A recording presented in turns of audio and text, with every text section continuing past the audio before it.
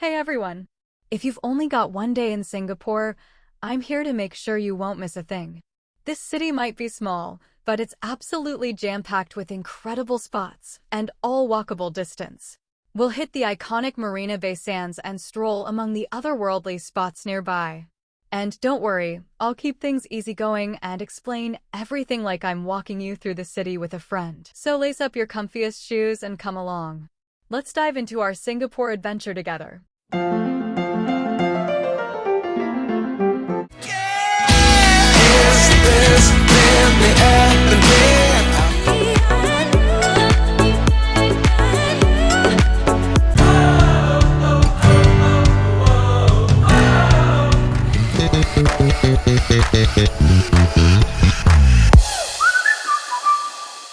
We stroll across Anderson Bridge, built in 1910. Look at that elegant white ironwork and stone arches. Anderson Bridge is a real photo spot. It once carried cars, but now it's all pedestrian, so we can stop and admire the river views.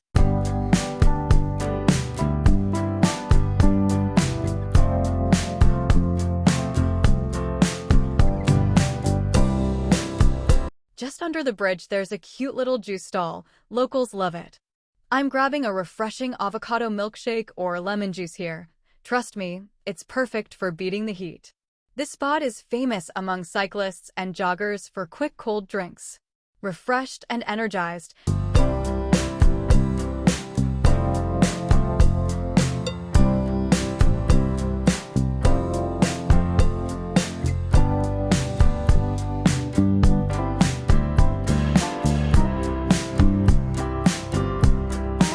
we're ready for the next stop. Check out the Merlion statue spitting water behind me, half lion, half fish. It's Singapore's official mascot and national symbol. It stands 8.6 meters tall and weighs 70 tons. The lion head represents Singapore's original name Singapura. That means Lion City, and the fish body nods to our fishing village origins. Across the water is One Fullerton, a row of cafes and restaurants. Not a bad place to chill with a drink if you have time. I usually like to pause here, snap more pics, and point out how the skyline shimmers across the bay.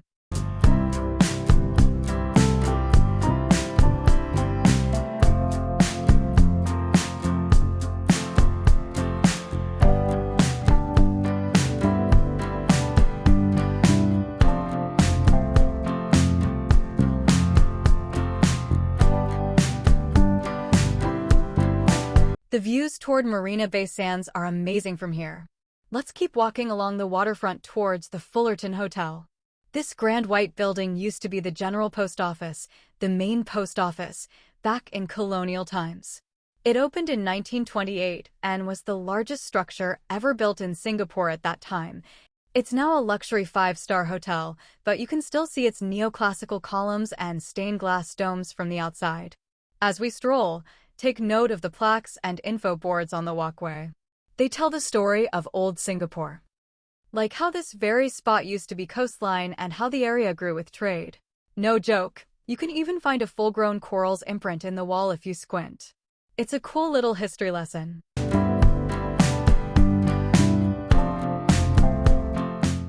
I like to pop into the Fullerton Hotel's lobby too. It's so grand. Often there's a pianist tinkling away on an old upright piano in the lounge as part of the ambience. It gives the place a soft, jazzy vibe. Even just hanging in the lobby and hearing live piano makes you feel like you've stepped into an old movie scene.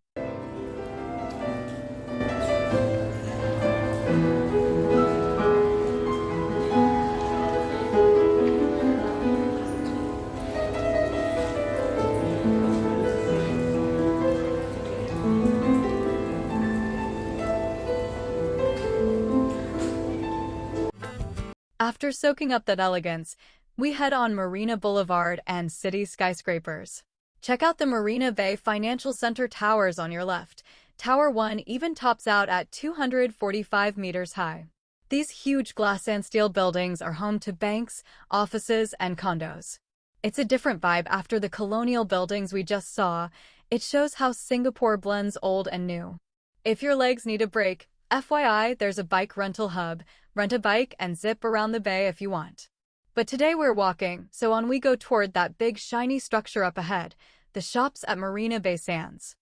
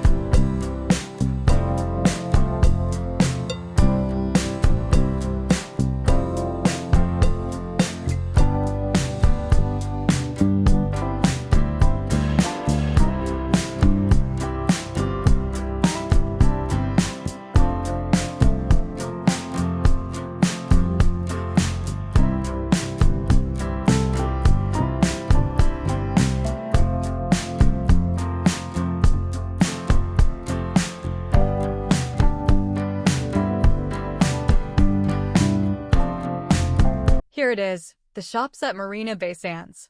This mall is part of the iconic three-tower Marina Bay Sands complex. It's an indoor-outdoor luxury shopping paradise. There are designer boutiques, think Gucci, Dior, etc., but it's also packed with cool attractions.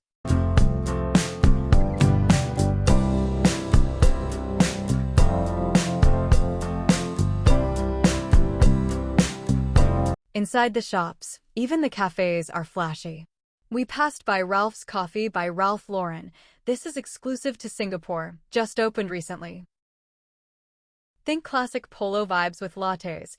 Yeah, they've even put a latte on the menu with the Ralph logo on top.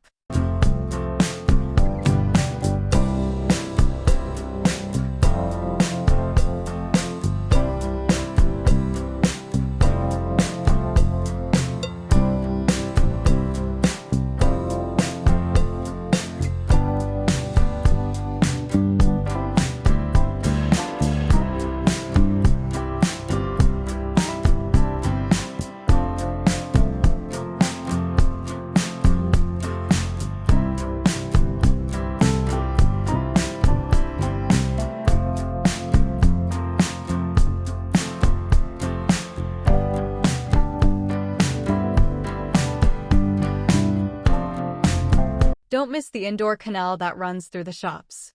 You can hop on a little sampan boat ride. It's free with your show ticket, or about 15 Singapore dollars walk in and float down the water. It's like a mini Venice in the mall. As you glide under a huge Oculus skylight, be ready to see the rain Oculus waterfall pour down. It pours 22,000 liters of water per minute from a bowl above. Make a wish as you circle it. The boat ride even has friendly guides who will paddle you along the canal, pointing out design features as you go.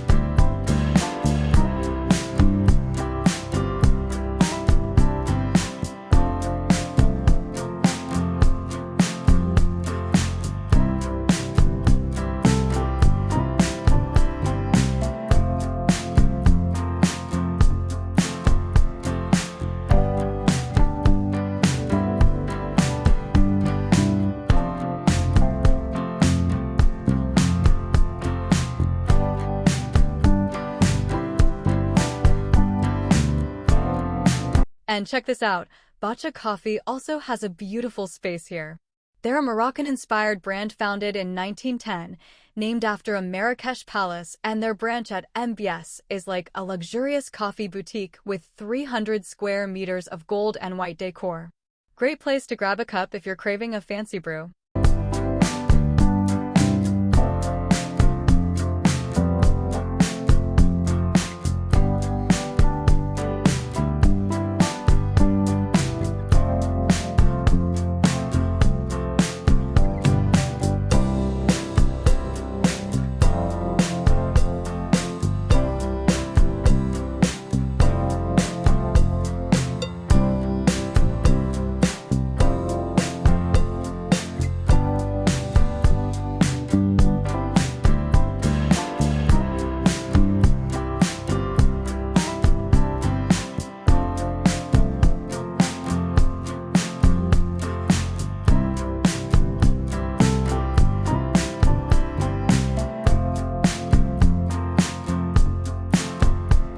For starters, right out front is the Apple Store, that distinctive glass dome you see floating on the water.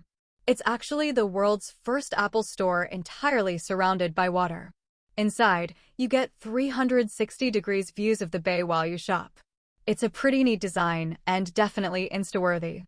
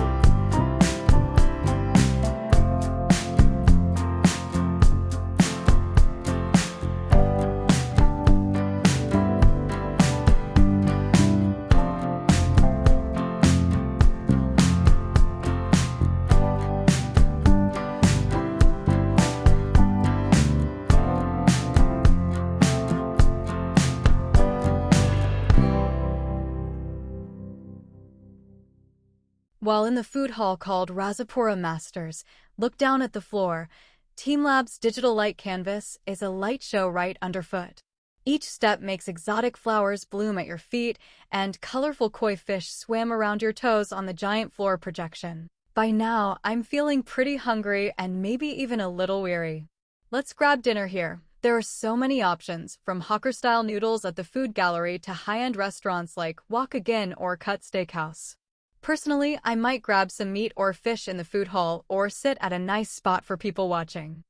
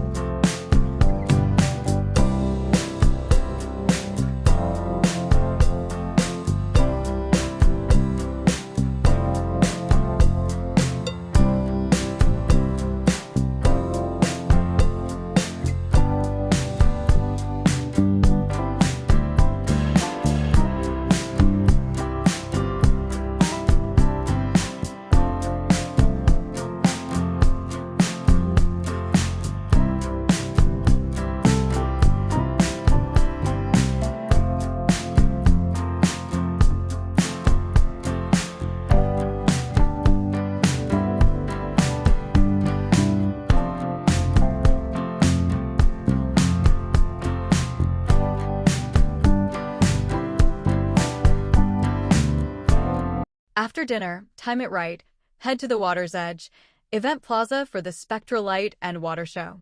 It's free and runs every night, usually 8 p.m. and 9 p.m., with an extra 10 p.m. show on weekends.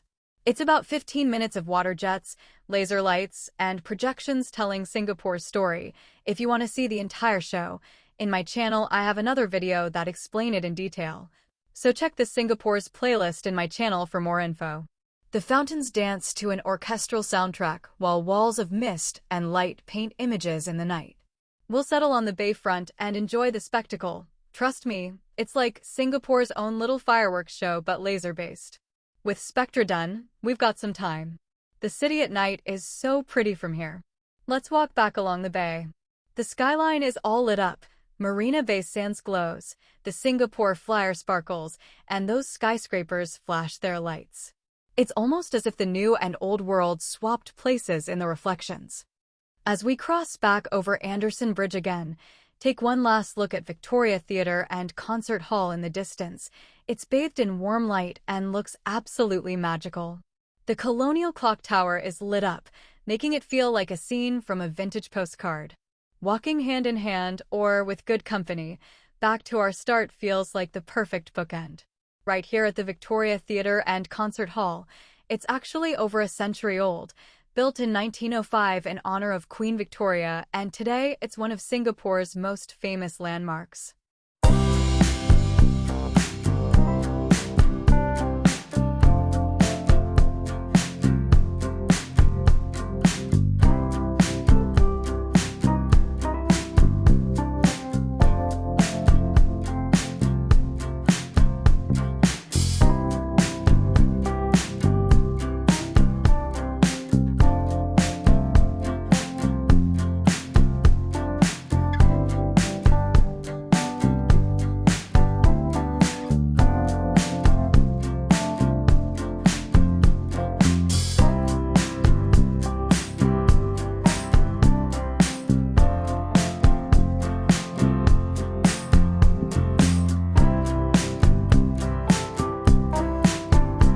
We've seen so much in just one day, from historic landmarks to futuristic skylines. Singapore's skyline at night is unforgettable, and the cooler breeze makes the last part of the walk super relaxing. Thanks for joining me on this whirlwind one-day tour of Singapore's highlights. I hope you enjoyed the fun facts and tips along the way. Safe travels and see you in the next country adventure.